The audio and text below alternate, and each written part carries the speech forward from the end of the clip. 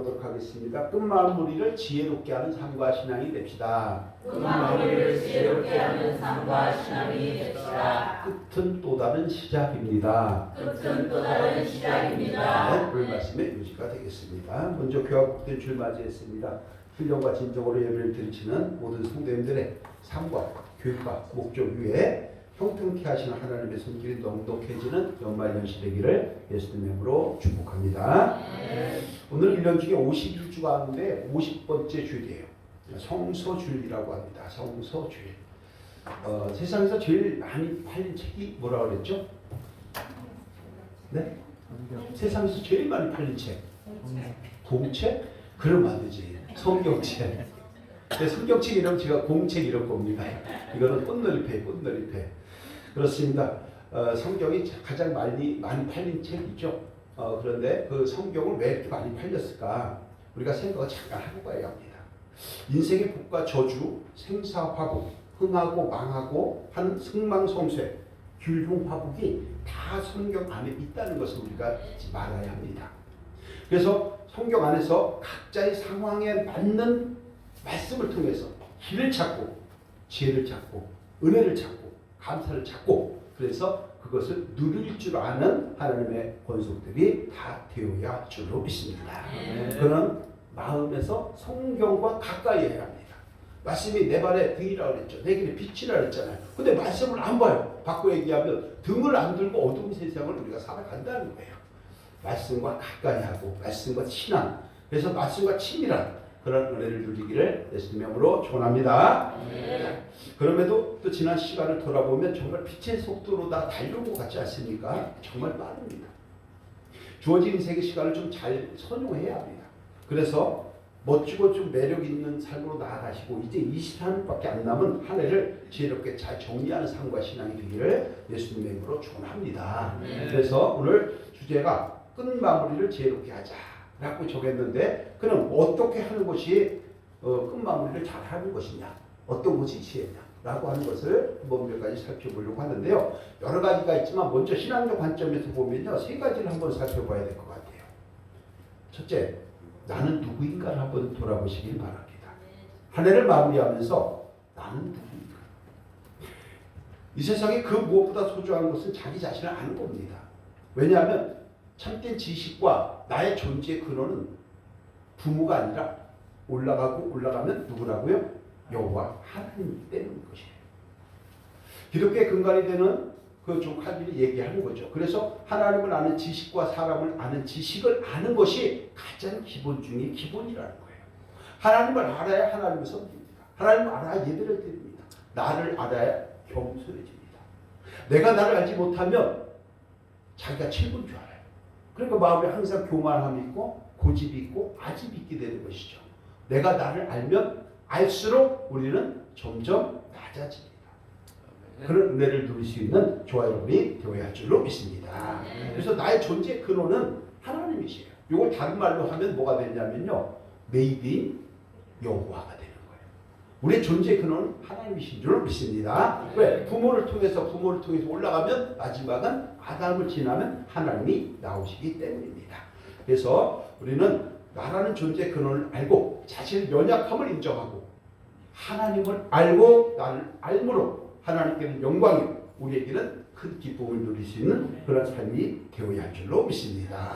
그렇게 합니다. 나의 존재의 근원은 하나님입니다. 나의 존재의 근원은 하나님입니다. 나의 힘있고는 하늘에 있습니다. 나의 힘있고는 하늘에 있습니다. 두 번째가 또 뭘 우리가 살펴봐야 되냐면요, 내 나이가 몇 살인가를 좀 살펴봐야 돼요. 내 나이가 몇인데. 세상 노래의 제목이긴 하지만 나이를 안다는 것은 무엇일까요? 자기 나이 모르는 사람 치매 걸리신 어르신 외에는 별로 없을 거예요. 다 알아요. 이게 물리적인 나이를 얘기하는 것이 아닌 겁니다.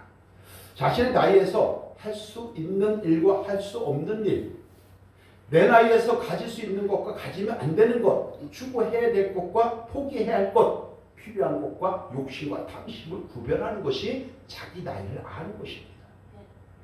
또 가져야 할 것과 버려야 할 것을 알아야 합니다. 해야 할 것과 하지 말아야 할 것들을 알아야 합니다.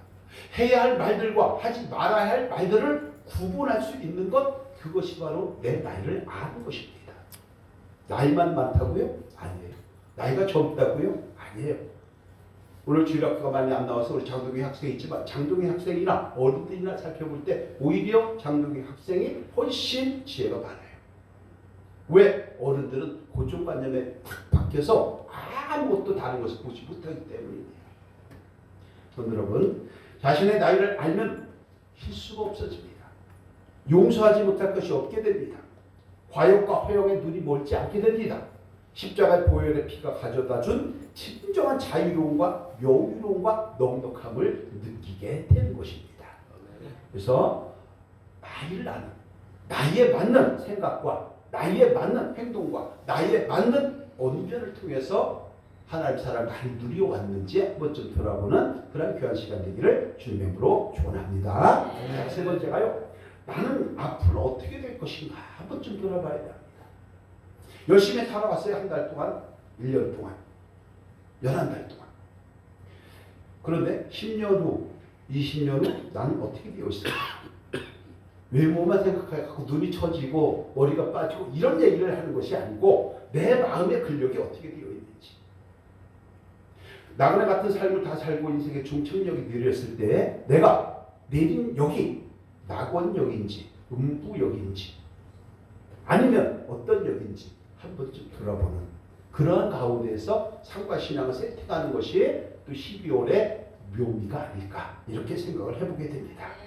그런데 여러분 인생의 중천역에서 우리가 내려야 할 역은 반드시 낙원역이 된 줄로 믿습니다. 종로 낙원 가지 마시고 그런데 여러분 그럴 때 진리의 길이 보입니다. 생명의 길이 보이는 것입니다. 함께 봅니다. 나의 현주소는 예수시 광명구 행복동 3927 번지입니다. 한 번에 갑니다. 시작. 나의 현주소는 예수시 광명구 행복동 3927 번지입니다. 3927 왜 그런지 아시죠? 네. 방송이기 때문에 우리 비밀번호를 제가 얘기를 안 하는데 3927이라고 얘기할 수가 없잖아. 자, 한 번 더 합니다. 내가 가야 할 나라의 주소는 예수시 낙원구 1004번지입니다. 한 번에 갑니다. 시작. 내가 가야 할 나라의 주소는 예수시 낙원구 1004번지입니다. 네. 그래서 우리는 여기서 살아가는 존재이지만 분명하게 생각할 것은 무엇이냐? 나는 10년 후에, 20년 후에 어떻게 될 것인가? 신앙적 관점에서 한번 바라볼 수 있는 저와 여러분이 되어야 할 줄로 믿습니다. 그것이 정말로 소중한 것입니다. 그런데 여러분 먼저 자신을 살펴본 후에 2024년 동안 한 해 동안 실질적으로 어떤 삶을 살아왔는지 한번 돌아보면서 끝마무리를 지혜롭게 할 수 있는 삶과 신앙의 길을 예수님의 이름으로 부탁을 드립니다. 한번 보실까요? 오른쪽에 2024년도 표 순종을 은혜받고 감사를 복을 누리는 교회라고 표를 정했습니다. 순종 많이 하셨습니까? 감사 많이 하셨습니까? 네라고 하는 분들도 있지만 아니오라고 하는 분들도 심심치 않을 겁니다. 그런데 여러분 나름대로 성적표를 한번 몇 개 보시기 바랍니다. 과락인지 70점인지 그래도 이 정도면 90점인지 100점인지 100점은 없을 거예요. 그렇죠? 그런데 여러분 되돌아보면요 성공한 것도 있을 것입니다. 좋은 열매도 있을 것입니다. 반면에 실수와 실패한 것도 반드시 있을 것이며 아쉬운 것도 존재할 것입니다. 그러나 때로는 천사를 가장해서 다가오는 사탄의 무기 때문에 뭔가 마음이 불편한 그러한 상처로 얼룩졌을 때도 존재할 수 있습니다.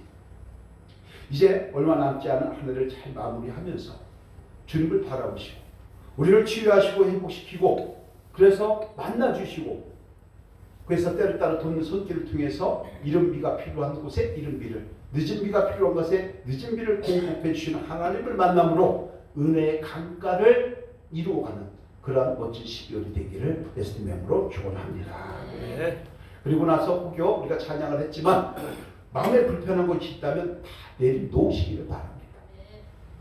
아직 용서하지 못한 것이 있다면 다 용서하시기 바랍니다. 십자가 보혈의 피값으로 우리를 사신 그 은혜를 기억하시고 감사하는 마음으로 지혜롭게 한 해를 정리하시고 또 다른 내일을 설계해 나갈 수 있는 인생 설계사가 되시기를 예수님의 이름으로 축복합니다.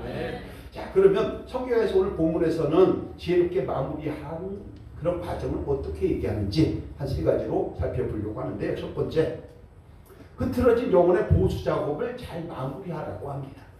8절인데요. 함께 할게요. 시작. 이를 끝이 시작보다 낫고 참는 마음이 교만한 마음보다 나으니. 다시 합니다. 저 혼자 하는 것보다 소리가 작아요. 그죠? 시작. 이를 끝이 시작보다 낫고 참는 마음이 교만한 마음보다 나으니. 바로 할 수 있는데 안 하는 게 더 나쁘다니까요. 그렇죠? 우리 삶의 현장에서는요, 이런 말을 가끔씩 합니다. 그 사람 참 일 잘해.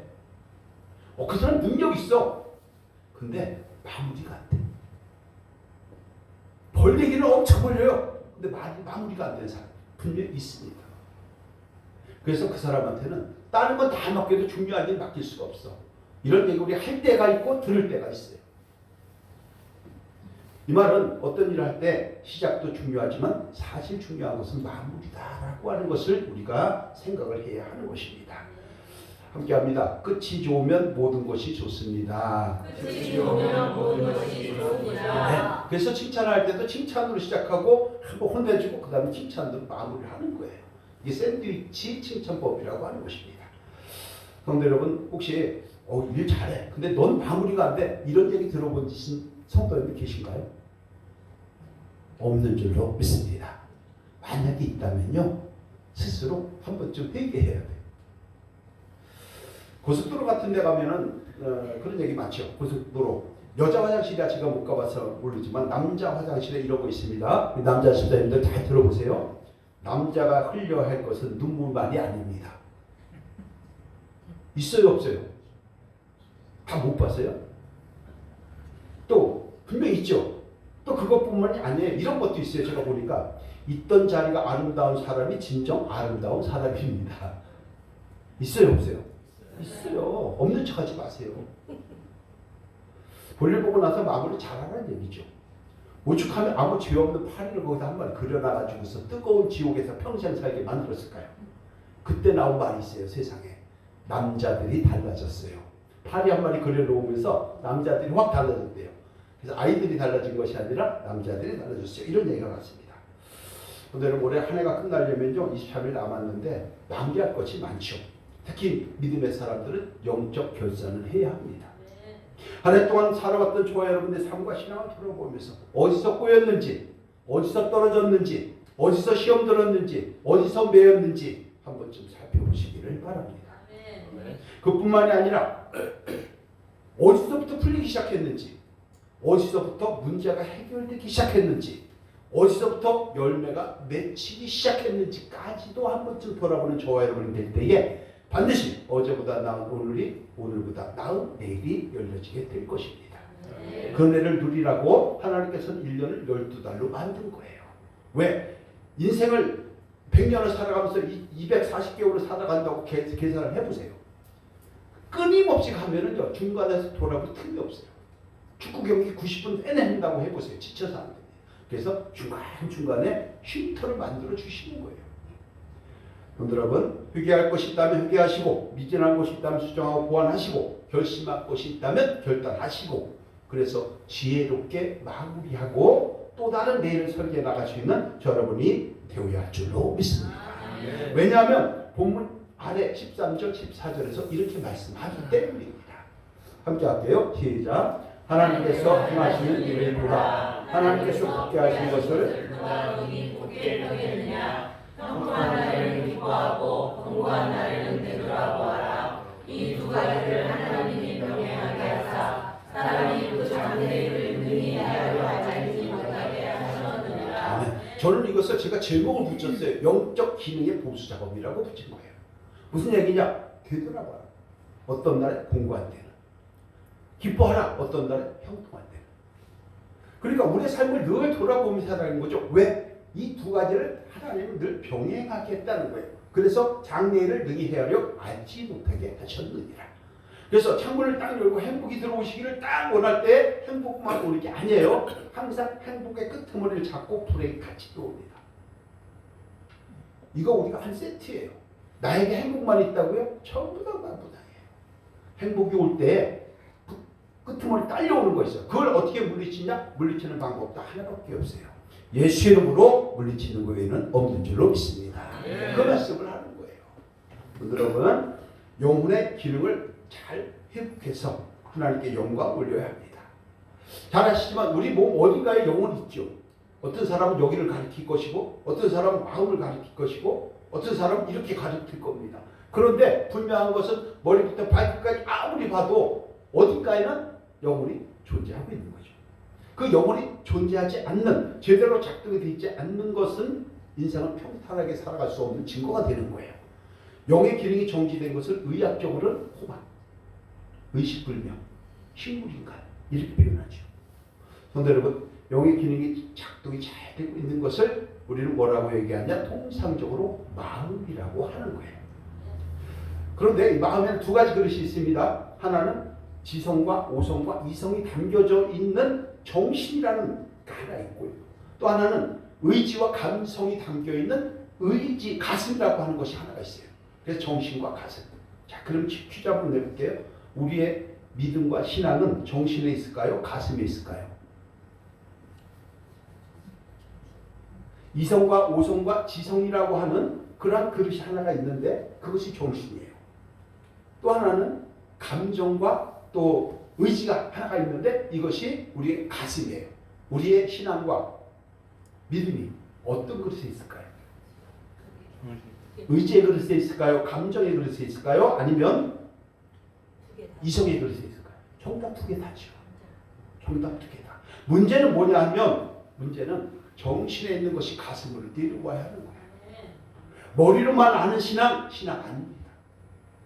이론적으로만 거듭난 거 아닙니다. 그것이 머릿속으로 내려와야 돼요. 그래서 우리는 그 김수환 추기경이 그런 얘기 했잖아요. 머리에 있는 것이 가슴으로 내려오는데 몇 년 걸렸다고요? 70년 걸렸다는 아주 명언을 남기고, 비록 우리하고는 괴가 다르지만 바꿔 얘기하면 정답은 이론적인 믿음은 정신에 있고 실천적인 믿음은 가슴에 있는 줄로 믿습니다. 그래서 말씀을 알고 있음에도 행함이 없는 믿음은 이론적인 거듭남이에요. 말씀을 듣고 행하는 믿음은 실체적 거듭나는 거예요. 아는 거하고 신앙은 다른 거예요. 알면 뭐합니까? 행함이 없는데. 모르고 행하는 게 훨씬 나은 거 아닌가요? 그래서 계시록에서 얘기하잖아요. 말씀을 듣고 지키고 행하는 자가 복이 있도다. 함께합니다. 말씀을 듣고 지키고 행하는 자가 복이 있는 자입니다. 왜 그러냐면요. 생각을 해보세요. 머릿속으로다가 순종으로 은혜 받고 감사를 복을 누리는 것 알아요. 그러면 이성적으로만 알아요. 논리적으로만 알아요. 합리적으로만 알아요. 그러면 축복도 이론적으로밖에 안 하는 거예요. 축복이 이론적으로만 아는데 축복이 실질적으로 올까요? 이론적으로만 알고 이론적인 신앙을 가지면 축복도 이론적으로밖에 안 오는 거예요. 그러나 이것이 가슴으로 넘어가서 내가 행하고 섬기고 하늘에 해같이 빛나고 그러면서 성도님들과 함께 사랑을 나눈다면 그것이 실체적으로다가 실행을 하는 신앙이기 때문에 그에 따른 상급도 실체적으로 우리가 누리게 된다는 것입니다. 이 말씀 이해해야 할 줄로 믿습니다. 그래서 굉장히 소중한 거예요. 그럼 우리 성도님들은 한번 생각을 해보세요. 이론적으로 거듭나고 이론적 신앙에 머물고 있습니까? 아니면 실제적 거듭났고 실체적으로 축복을 누리고 있습니까? 이것을 한 번쯤 돌아보는 것이 또 지혜롭게 또 마무리하는 하나의 과정이 되는 줄로 믿습니다. 그래서 이 말씀을 통해서 신앙적인 결산을 한번 해보시기 바랍니다. 잘 아시는 말씀, 누차 강조했던 말씀 에베소서 4장 22절에서 24절인데요. 함께합니다. 시작. 너희는 육의 욕심을 따라서 나는 구속을 따르는 옛사람을 벗어버리고 오직 너희의 심령이 새롭게 되어 하나님을 따라 의와 진리와 거룩함으로 지으심을 받은 새 사람을 입으라. 네. 하나님의 은혜로 구원받은 백성이라고 하면 당연히 의와 진리와 거룩함으로 다 우리는 바뀌어야 된다는 거예요. 이것을 신학적으로 뭐라고 얘기하냐면요. 함께합니다. 협의의 형상. 협의의 형상. 네. 자, 이것 왜 협의의 형상이라고 하면요. 사람은 원죄 때문에 타락했죠.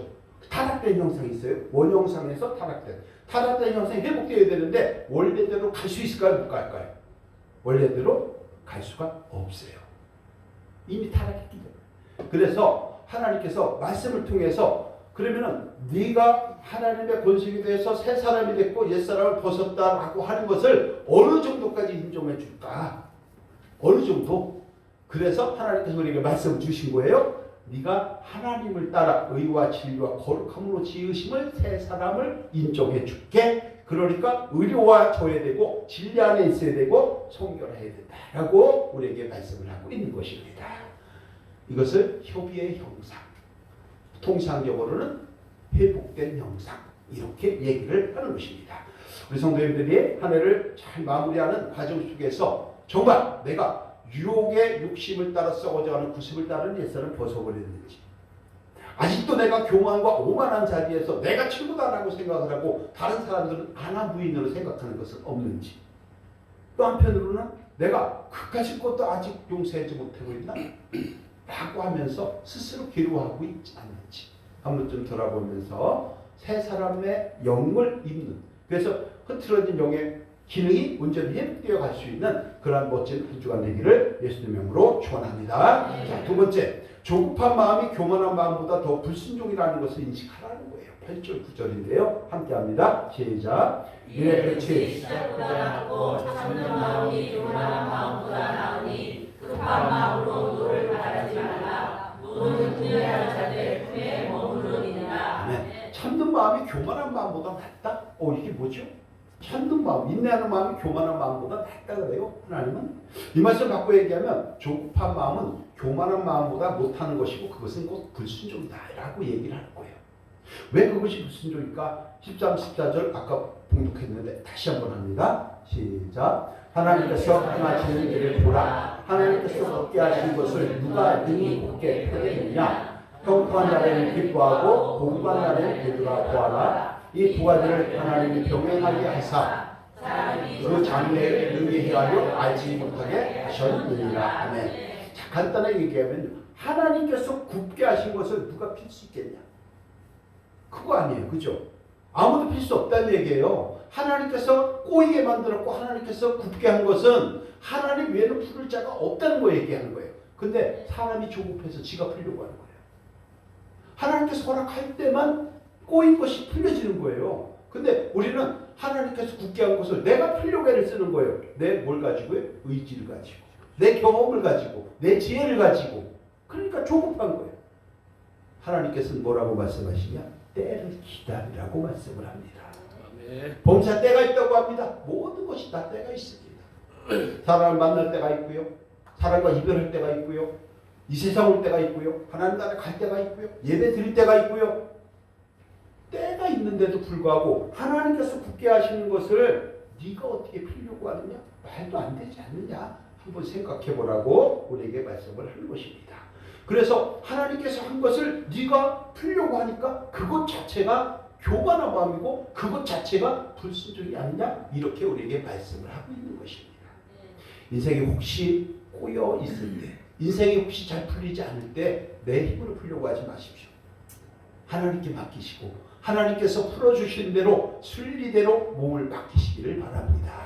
하나님께서 인도하시는 대로 우리는 항상 마음을 맡기고 순리대로 행할 때에 하나님께서 결과적으로 우리에게는 선한 종착역으로 인도해 주시는 분이시지 중간에 힘들고 이런 적은 종착역이 아닌 것입니다.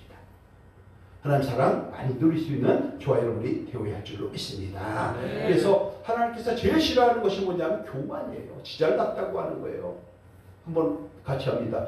내 잘났다고 하지 맙시다. 나부터 잘합시다. 나만 잘하면 되는 거예요. 그럼 다 잘 되는 거 아니에요. 그죠? 근데 사람들 너만 잘하라고 그래. 너만 잘하라고. 아니에요. 나만 잘하면 다 돼. 우리가 모두가.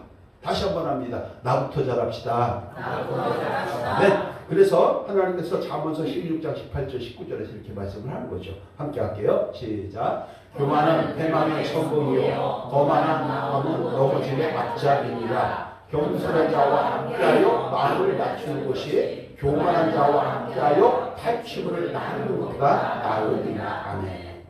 어떤 일을 하다가 잘 안 될 때 분내고 혈기 부리고 화내지 말고 때를 기다리고 참고 인내하는 것이 지혜라고 말씀을 하는 것입니다. 우리 일주일 동안 정말 너무나도 격변의 시대를 지금 지나고 있지 않습니까?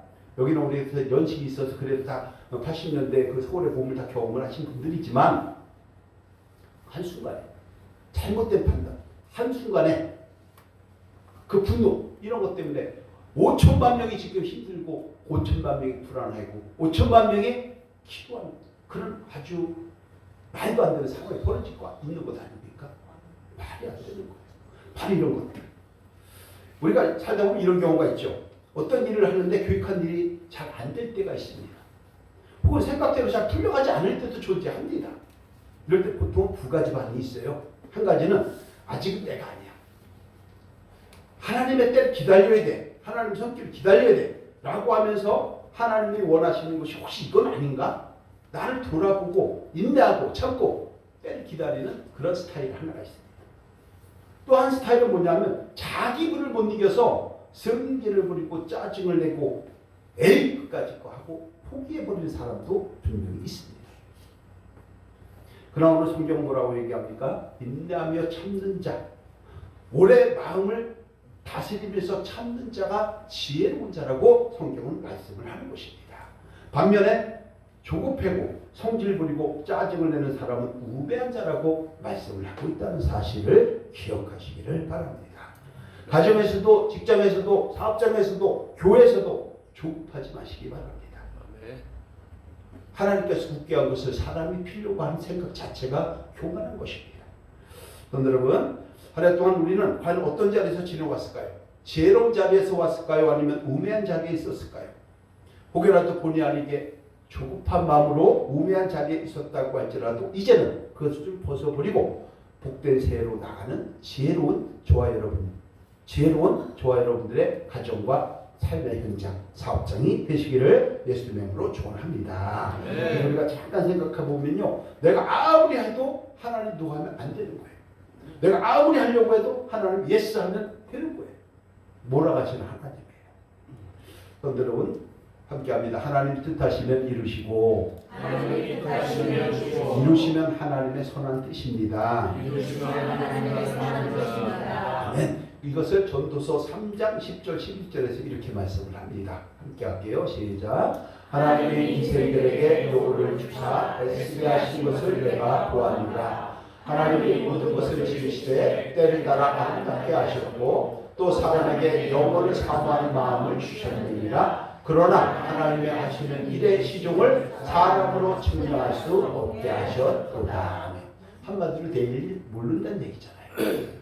저 멀리 보이는 시온상 하나님께서 말씀해 주셔서 우리가 아는 거지 우리는 내일 일을 몰라요.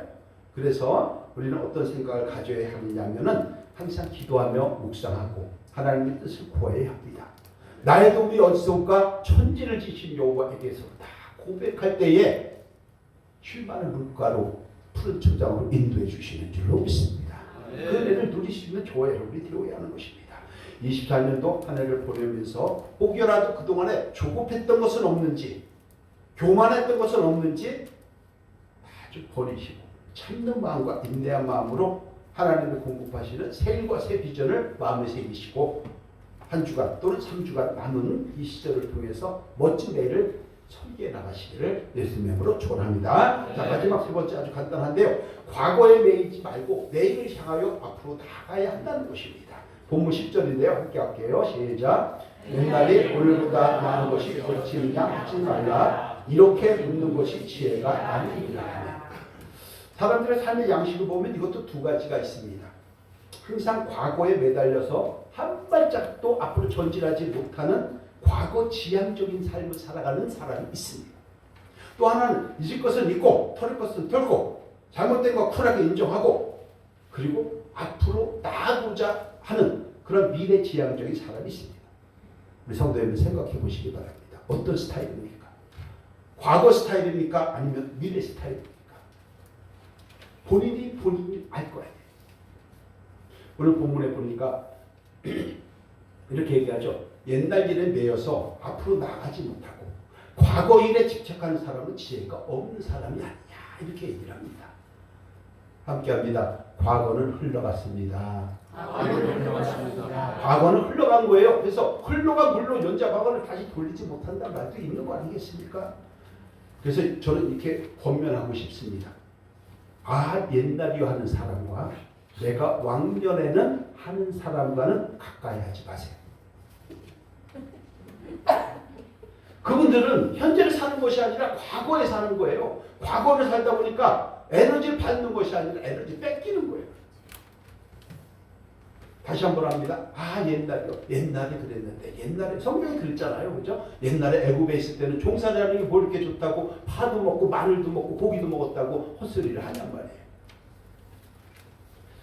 또 이렇게 하면 어떨까요? 현재라는 시간을 제쳐두고 과거라는 친구와 가까이 지내면 어떻게 되는지 아세요? 현재라는 시간을 제쳐두세요. 과거라는 시간과 아주 친밀해. 그러면 어떤 현상이 일어나냐면요. 이런 생각이 들어가요.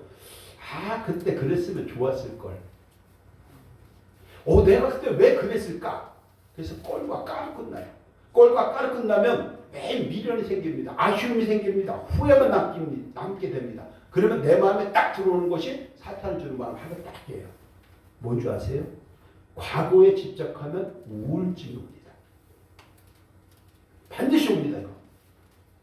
그래서 조심해야 되는 거예요. 반면에 현재 시간을 지쳐버리고 미래라고 하는 친구만 사귄다고 하면 어떻게 될까요? 사람은요. 내일 일 알지 못해요. 미래가 불안합니다. 그러면 어떤 현상이 오냐면 마음에 근심이 옵니다. 걱정이 옵니다. 손가락이 하나 다쳤어요. 근데 이게 내일 어떻게 될지 몰라요. 여기에 매이다 보면요. 이거 내 손가락 잘려지는 거 아니야? 손가락 잘려, 당뇨가 오는 거 아니야? 그럼 나 발가락도 잘라야 되는 거 아니야? 나중에 다리도 잘라야 되는 거 아니야? 의미가 확 확산해져가지고 불안이 확 오게 돼요. 나 이러다 죽는 거 아니야? 공황 상태, 패닉이 옵니다. 그래서 어떻게 되냐면요. 이런 인생은 지금 여기에서부터 누려야 할 것을 누리지 못하는 인생이 됩니다. 매일 우울하거나 불안하게 살게 됩니다. 얼굴이 생기게 없게 됩니다. 그러니까 근심 염려가 뚝뚝 떨어지다 보니까 삶의 질이 형편없이 낮아지는 거예요. 여기서 오는 것이 불안입니다. 그래서 과거를 지향하면 반드시 우울해집니다. 미래를 지향하면 미래만 바라보면 반드시 불안해집니다. 그럼 우리는 어떻게 되느냐? 과거는 지나갔으니 내게 아니고 미래는 오지 않았으니까 내게 아니고 우리는 현재에서 하나님 주신 분복을 누리며 살아가는 그런 존재가 되어야 할 줄로 믿습니다. 그래서 얘기하는 거예요. 과거에 매이지 말고 내일을 향하여 나가라. 근데 우리 내일이 오늘이란 말이에요. 항상 우리는 오늘 살잖아요. 함께합니다. 우리는 오늘을 살아가는 존재입니다. 우리는 오늘 살아가는 존재입니다. 맞습니다. 우리는 항상 오늘 살지 내일 사는 사람이 어디 있어요? 오늘 자고 내일 아침 일어나면 우리는 또 오늘이에요. 그러니까 항상 우리는 오늘밖에 없는 거예요. 그러니까 어떻게 해야 됩니까? 과거에 매여서 우울하게 살겠습니까? 미래에 매여가지고 불안하게 살겠습니까? 불안도 우울도 떨쳐버리고 지금 여기에서 기쁨으로 살아가는 하나님의 존재가 되기를, 하나님의 권속들이 되기를 예수님의 이름으로 축원합니다. 그래서 한 해를 마무리하면서 돌아보면 아쉬운 점 분명히 존재하겠죠. 실수한 것 있겠죠. 그러나 이제는 우매한 자가 아니라 지혜로운 성도가 되기를 원합니다. 그래서 옛날에 하면서 흘러간 과거에 연연하지 마시고 끝마무리를 지혜롭게 해서 영적으로 성숙하고 물리적으로도 조금 더 회복되고 그래서 조금 더 하나님의 권속으로 멋지게 살아가는 그 한 사람 한 사람 다 되기를 예수님의 이름으로 축원합니다. 오늘 말씀 결론입니다. 끝마무리를 지혜롭게 잘하는 시간적인 방법은 무엇일까? 오늘 한번 살펴봤는데 세 가지 한번 보도록 하겠습니다. 시작. 흐트러진 영적 기능의 보수 작업을 잘 마무리해야 합니다. 조급한 마음이 교만한 마음보다 더 불순종이라는 것을 인식해야 합니다. 과거에 매이지 말고 내일을 향하여 나가야 합니다. 그래서 우리는 어떻게 될까? 이렇게 하면 좋을 것 같습니다. 시작. 그래서 우리는 12월이 남은 기간에 이런 결산의 원칙을 가지고 한 해의 끝자락을 지혜롭게 잘 마무리하고 하나님을 바라보는 가운데에 멋진 매력이 넘치는 새해를 지혜롭게 잘 준비하는 삶과 신앙이 되어야 합니다. 아멘. 그렇게 되기를 예수님의 이름으로 축복합니다. 기도합니다. 하나님 감사합니다. 우리에게 소망을 늘 주시고 우리에게 그것을 실행하게 하시고 누리게 하시니 감사를 드립니다. 이제 오늘을 포함하여 23일 남은 시간을 그냥 맥없이 흘려보내는 것이 아니라 삶의 궤적을 돌아보는 가운데에 지혜로운 정리를 통해서 은혜롭게 새해를 준비하게 하여 주옵소서. 예수님의 이름으로 기도합니다. 아멘.